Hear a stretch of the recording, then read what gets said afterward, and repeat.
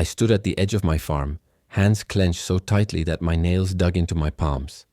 I watched in disbelief as Karen's shiny red SUV sank deeper into the mud, like a ship caught in a whirlpool.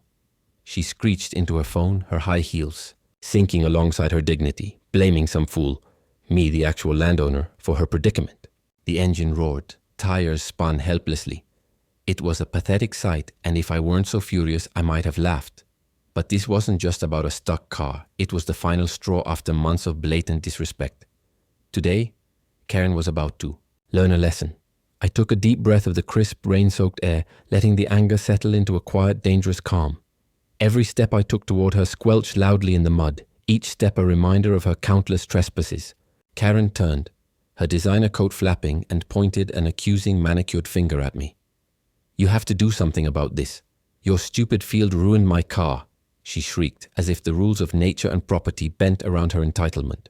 Slowly, crossing my arms, I let the silence stretch uncomfortably between us. Then with a tight smile, I replied, "Oh, I'm going to do something all right." Confusion flickered in her eyes, unaware that for once things wouldn't go her way. It all started months ago, when a neighborly chat seemed like the solution. The first tire tracks through my crops, I assumed an innocent mistake. But as it happened, repeatedly deeper and fresher each time, I grew increasingly irritated. Setting up a trail cam confirmed my suspicions. There she was, Karen, treating my farm like her personal driveway. Watching her SUV trample my young corn felt like a punch to the gut. Approaching her calmly the first time, I waved my hands and asked her not to park there. She barely acknowledged me, sunglasses on, dismissing it as just grass. Those two words stung. It wasn't just grass, it was my livelihood. Despite leaving polite notes and even involving authorities, nothing changed. Karen's disrespect persisted, culminating in the foul-smelling manure incident, which she dodged but continued to disrespect my farm. Fed up, I finally put up a sign and waited for the right moment. When heavy rain was forecasted, I knew nature would help me send a clearer message. Karen, however, charged ahead in her SUV, thinking herself invincible. Now, as she demanded I fix her mess, I stood silently, whistling sharply across the open land. A sound Karen didn't recognize, but one that marked the end of her entitled antics on my property. But the sound still made Karen freeze. From the barn, the deep rumble of my old John Deere tractor thundered to life, a mechanical beast awakening. Her eyes widened, and for the first time, real fear broke through her usual wall of arrogance. I climbed into the cab, my boots heavy with mud but my heart lighter than it had been in months, and revved the engine loudly. Karen stumbled back, flailing her arms as she screamed, "What are you doing? Stop, you can't!" Leaning out the window, my voice cutting through the noise, I said calmly, "You shouldn't have parked on my land, Karen." Then, deliberately and without rush, I lowered the steel claw toward her sinking SUV. Her scream tore through the chilly morning air, raw and desperate. But this time there were no more warnings, no more negotiations. This was just the beginning, and she had no idea how much worse it was about to get. I sat comfortably behind the controls, one hand resting easily on them as the tractor idled. Karen flailed in the mud, a wild, desperate figure, her precious SUV now so deeply swallowed by the muck that only the tops of the wheels peeked out. Yet still she barked orders at me, like I was some farmhand at her beck and call. I watched, unbothered, savoring every second of her panic. This wasn't just karma. It was real, satisfying justice, seasoned heavily with irony.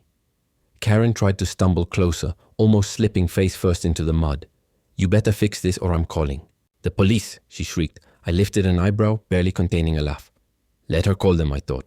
Let her explain how she'd been illegally parking on my land for months. Let her try to paint herself as the victim. Without replying, I shifted the tractor into gear and began slowly circling her car, the massive tires chewing up the muddy field. Even more, her face twisted in horror and rage as I pulled to a stop a few feet in front of her. Leaning out the cab again, I called down, "I'll make you a deal, Karen." She narrowed her eyes, suspicion written all over her desperate face. "You promise me right now that you'll never park on my land again, and I'll pull your car out.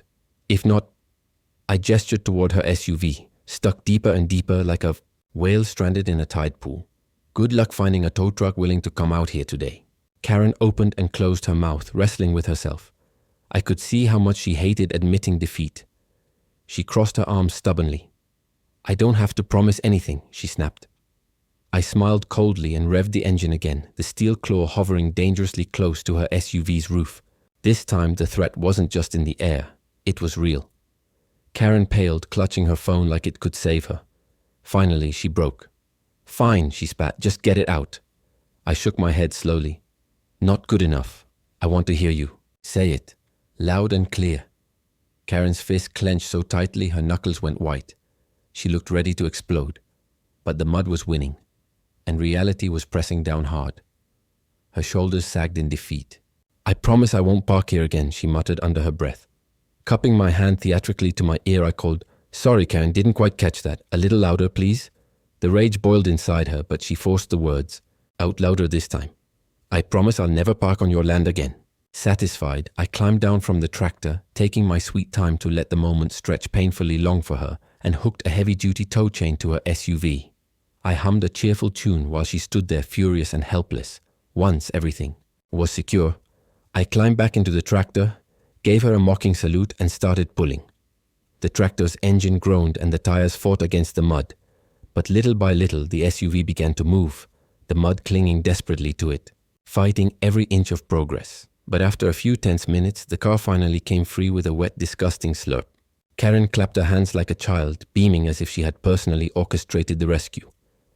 I unhooked the chain, dusted my hands off on my jeans, and walked away without a word. Let her figure out how to get the rest of the mud off her car. I wasn't her servant. As I reached the porch, I turned back just in time to see Karen climb into the driver's seat, shove the key into the ignition, and turn it. The engine coughed once, twice, then died with a pitiful wheeze. Her face morphed from relief to horror in seconds. She tried again. Nothing. Again. Still nothing. I leaned casually against the porch railing, enjoying the spectacle. Karen slammed her fists against the steering wheel and screamed in frustration. "Sounds like you burned out your starter spinning." "Your wheels all morning," I called out helpfully. She whipped her head around and glared at me as if I'd personally sabotaged her vehicle. "You did this," she shrieked. I laughed, a full hearty laugh that echoed across the muddy fields. "Yeah, Karen," I said between chuckles. "I made it rain, spun your tires, and wrecked your engine. Clearly, I have godlike powers." Karen's friend, a big burly guy she must have called for backup, finally arrived. His pickup ground to a halt on the gravel road. He climbed out, took one look at the mud-soaked disaster and grimaced. "What the hell did you get yourself into?" he muttered under his breath. Karen immediately ran to him, unloading a wild, incoherent rant about how I had set her up, how the mud was my fault, how everything was some grand conspiracy. He listened for about 10 seconds before holding up a hand. "Enough. Where's the tow truck?" Karen's face crumpled. "None will come," she admitted through gritted teeth. The guy rubbed his chin thoughtfully, then shrugged. "Fine, I'll pull it out myself." I smirked. This was going to be better than any Saturday night drama. He backed his pickup toward Karen's SUV, tied a tow strap between the two vehicles, and climbed back into his truck. "Stand back," he yelled out the window. Karen clapped again, looking like a kid at a parade. The pickup's tires spun. Mud flew everywhere. The rope snapped with a loud pop, sending the pickup lurching sideways. Karen shrieked as mud splattered across her coat and boots. The big guy cursed loudly, slamming his fists on the dashboard. He got out, covered in mud, and glared at the SUV like it had personally betrayed him. Karen ran up to him, pointing and yelling at me as if that would somehow change reality. I just shrugged, arms crossed, loving every second. "You got a better idea, smart guy?" the burly man barked at me. I pushed off the railing and started walking back toward my house. "I do actually," I said over my shoulder, but Karen would rather chew nails than ask nicely. Karen's furious shout followed me, but I didn't stop. I had played my part. The rest was up to her. I had barely made it to my porch when I heard it. The inevitable sound of Karen stomping after me, her expensive boots making ridiculous wet squelches with every furious step. She was fuming, her face an alarming shade of red that matched her still-stranded SUV. I kept my back turned, pretending to admire the clearing sky as she ranted and raved, each word sharper and louder than the last. "You can't just leave me like this," she shrieked. "You owe me!" I took a slow sip from my coffee, savoring the way her words bounced off me like raindrops on a tin roof. The sheer audacity of Karen blaming me for her bad decisions was almost impressive. When she realized I wasn't going to respond, she turned on her heel and stomped back toward her friend, who was now muttering curses under his breath. From a distance, I watched Karen gesturing wildly while her friend pointed at his truck and repeatedly shook his head, clearly wanting no part of her mess. After a few more minutes of heated arguing, he threw up his hands and stormed off, leaving.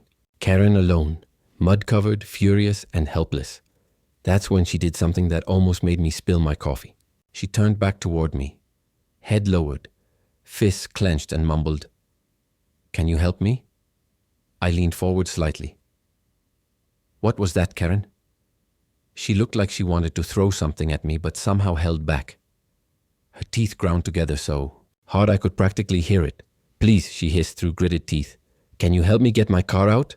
I tilted my head, savoring the rare sight of Karen swallowing her pride. Now, was that so hard?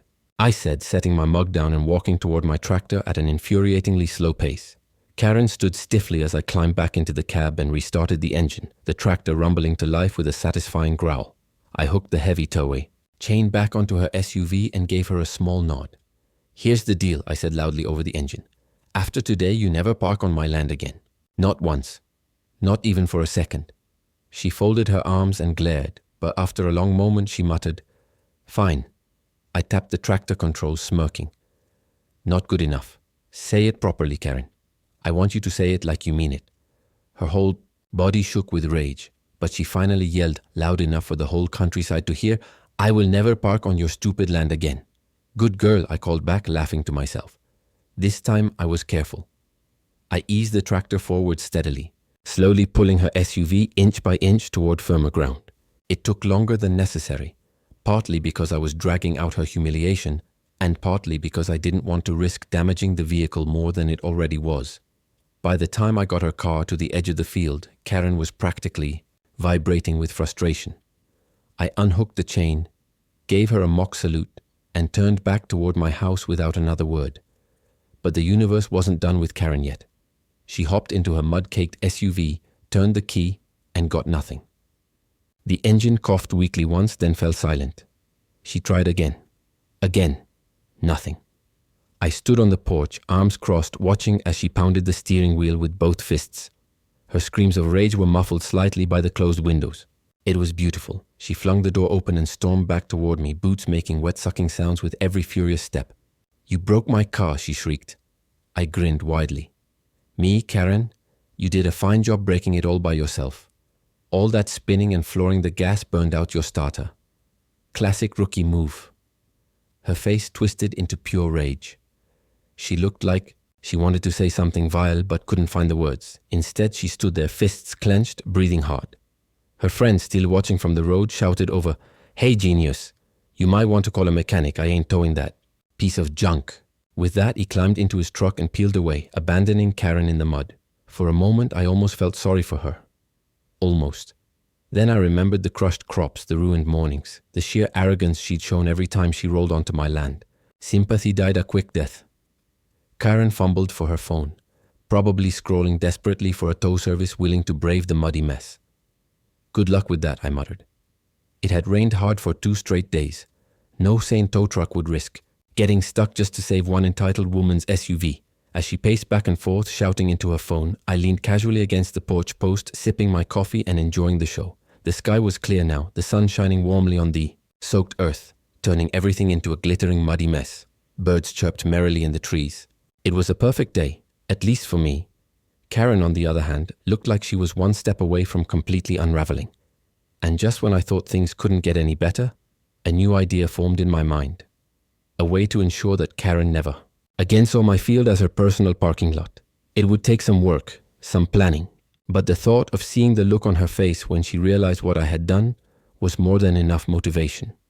I finished my coffee, set the mug down carefully, and walked back into the house whistling a tune. Behind me, Karen's screams of frustration echoed across the fields, a sweet, sweet symphony to my ears. This wasn't over. Not yet. I had just begun to teach Karen what it meant to mess with the wrong neighbor. The next morning, the sun rose bright and early, glistening off the soaked fields like a mirror of mischief. I was already up before dawn, my hands busy setting the final touches of my plan while the world still slept. I had spent half the night preparing, working by the beams of my tractor's headlights, double-checking every knot, every post, every wire. My land had been treated like a public parking lot long enough, and now it was time for Karen to see, once and for all, that her playground days were over. By the time the first rays of sunlight hit the horizon, a brand new fence stood proudly around the entire section of my property. She had a habit of obsessively marking her territory. Heavy-duty wooden posts sunk deep into the ground, thick wire strung taut between them, and large red and white.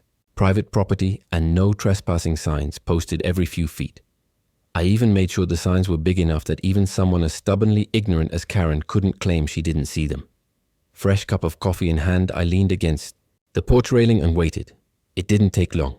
Just as the neighborhood began waking up, Karen exploded out of her front door, still wearing yesterday's mud-stained coat, her hair a mess and her face twisted with rage. Her eyes locked onto the new fence immediately.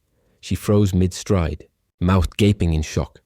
After a moment, as if reality finally hit her, she let out a shriek loud enough to scare birds from the trees. "You've got to be kidding me," she screamed, stomping across the soggy grass. She reached the fence and grabbed the wire with both hands, shaking it like she could somehow undo the work I'd spent all night doing. I took a slow sip of my coffee and called out sweetly, "Good morning, neighbor." She spun toward me so fast. She almost fell, jabbing a finger at me. "You did this," she screeched. I nodded casually like I'd just hung a new bird feeder. "Yep." Her face turned a painful shade of crimson. "You can't just fence off your land like that." I raised an eyebrow and played innocent. "My land, Karen. I can do whatever I want with it."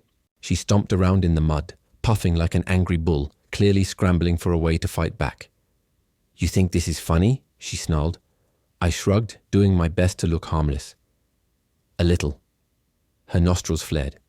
"This isn't over," she bellowed. I smiled warmly. "It is for me." Karen stormed back toward her house, sinking ankle-deep into the mud with every furious step. I could practically hear the wheels turning in her head, already plotting. Sure enough, about an hour later, a shiny city truck pulled up in front of her house. A man in a suit stepped out, clipboard in hand, looking irritated. Chuckling, I wondered. Over. The man cleared his throat. "Sir, I'm with the city zoning office. We received a complaint about illegal fencing on your property." I smiled politely. "Of course you did." Karen stood behind him, arms crossed, smirking like she'd already won. "I'll just need to confirm you have the proper permits," the officer said. I took my time. "Why, yes, I do. 1 second." I strolled leisurely back to the house, loving how Karen's grin faded with every step. When I returned, I handed the officer a thick, well-organized folder. He flipped through it, his expression going from skeptical to neutral. After a few minutes, he closed it and looked up. "He's in full compliance," he said flatly. Karen's mouth dropped open in shock. "What?" she sputtered. The officer handed the folder back and nodded. "Sorry for the inconvenience, sir. Have a nice day." I tipped an imaginary hat. "No trouble. At all." Karen stood there, crushed, as the officer drove off. "You planned this," she accused, trembling with anger. I shrugged again. "Maybe." She let out a frustrated scream, spun on her heel, and slammed her front door so hard the windows rattled. I returned to my porch, grinning so hard my cheeks ached. I could have left it at that, but I knew Karen too well. She wouldn't take this loss lying down. Sure enough, around midnight, a faint rustling woke me. I pulled on my boots, grabbed my flashlight, and stepped outside. Rounding the corner of the house, my beam landed squarely on Karen, hunched over and fighting with a pair of bolt cutters at the fence. I stood there for a moment, astonished by her audacity. Clearing my throat loudly, I watched her freeze like a kid caught stealing cookies. "Well, well, well," I said, amused. "What do we have here?" Karen straightened slowly, her face pale in the moonlight. "Karen," I said, savoring the moment, "are you trespassing on my land right now?" She dropped the bolt cutters and bolted for her house without a word. I didn't bother chasing her. I didn't have to. Pulling out my phone, I smiled as I reviewed the crystal-clear footage from my security cameras. Every moment had been caught perfectly. Karen had just handed me all the evidence I needed. Walking back to my porch, the cool night air buzzed with the thrill of victory. I could already picture her face when the police showed up in the morning. Karen had treated my property like it was her playground for too long. That era was officially over. The next morning, the air was crisp and clean, the scent of damp earth hanging in the breeze. I sipped my coffee, watching the sunrise stretch across the muddy fields, my battleground. Today would be different. No arguments, no tractor stunts, no begging. Only justice. I had just finished my first cup when I heard the low rumble of a sheriff's cruiser making its way up the road.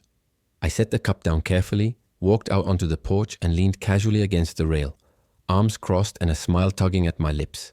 The cruiser crunched to a stop and 2 deputies stepped out, glancing toward my house before heading purposefully toward Karen's door.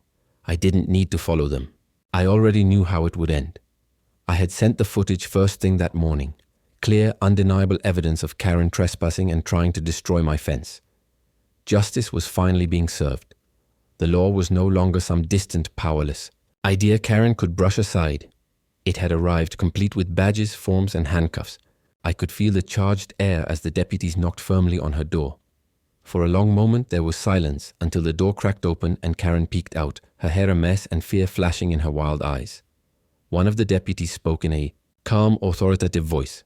"Ma'am, we need to speak with you about a trespassing and property damage complaint filed by your neighbor." Karen's face twisted through a storm of emotions. Confusion, disbelief, fury, and finally pure panic. "That's a lie," she snapped, stepping outside, her arms flailing wildly. "He's setting me up. He's been harassing me for weeks." The second deputy calmly tapped on a tablet. "We have video evidence, ma'am. You were recorded cutting his fence last night without permission." Karen's mouth opened and closed wordlessly like a fish out of water. "That's not me," she said weakly. "I mean, it was dark. You can't prove anything." I sipped my coffee, quietly amused. The footage was high definition, under floodlights, every guilty move perfectly captured. The deputies remained unmoved. "Ma'am, you have the right to remain silent," one said, pulling out a pair of handcuffs. "Anything you say can and will be used against you in court." The sight of the handcuffs seemed to finally shatter whatever illusions Karen was clinging to. She stumbled back, hands raised, as though she could somehow push the law away. "You can't do this," she shrieked, her voice rising into hysterics. "I'm not a criminal, I'm a homeowner." One of the deputies stepped forward, gently but firmly taking her by the wrist. "Tell it to the judge, ma'am," he said, securing the cuffs. Karen screamed in frustration, struggling briefly before giving in. As they led her toward the cruiser, she turned her head toward me, hatred blazing in her eyes. "This isn't over," she spat. I smiled and lifted my coffee cup in a mock toast. "For you, it is." Karen let out another furious scream, but the slamming of the cruiser door drowned her out. The deputies climbed in, the engine rumbled to life, and the cruiser rolled away, kicking up a trail of dust and taking Karen and all her chaos with it. I watched until they disappeared down the road, then turned back to the house, feeling lighter than I had in months. The endless battles, the tension, the helpless anger. It all lifted, leaving behind only peace and a restored sense of dignity. Later, I walked the fence line, running my hand along the taut wire, feeling the strength and certainty in every post. This land was mine again. Untrespassed, untouched, respected. It wasn't just about property lines or fences. It was about the principle. About showing that people can't trample over someone else's hard work without consequences. Neighbors had come out onto their porches whispering, some giving me subtle nods of approval. Everyone had known about Karen, but nobody had wanted to be the first to stand up to her. It felt good to know I had done it not just for myself but for the whole neighborhood. I spent the rest of the morning working the fields, repairing the damage Karen's SUV had caused. Every shovel of dirt, every seed pressed into the soil, felt like a small victory. Around noon, a black tow truck rolled up to Karen's house. A mechanic climbed out, cursed under his breath at the sight of her. Mud-splattered, broken-down SUV, and after a lot of effort, hauled it away. I watched amused as the tow truck rumbled off, taking the last reminder of Karen's entitled reign with it. The days that followed were blissfully quiet. No more tire tracks, no more shouting matches, no unauthorized gatherings, just the wind. Through the crops, the songs of birds, and the occasional bark of a dog. I got more work done in that week than I had in 2 months. It felt as if even the land itself was breathing easier. Karen's house sat dark and empty after that. Rumors swirled. Some said she moved in with family out of embarrassment. Others whispered about lawsuits and piling fines. I didn't really care. She was gone. My farm was truly mine again. One evening, as the sun bathed the fields in golden light, I sat on my porch, coffee in hand, watching the crops sway in the breeze. A few neighbors passed by and waved. I returned the gesture, with a nod. Everything felt right again, peaceful and whole. It hadn't just been about winning. It had been about standing firm, defending what mattered, and refusing to be steamrolled by someone who thought the rules didn't apply to them. I leaned back in my chair, stretched out my legs, and smiled to myself. Some people, I thought, have to learn the hard way. And Karen? Well, Karen learned harder than most.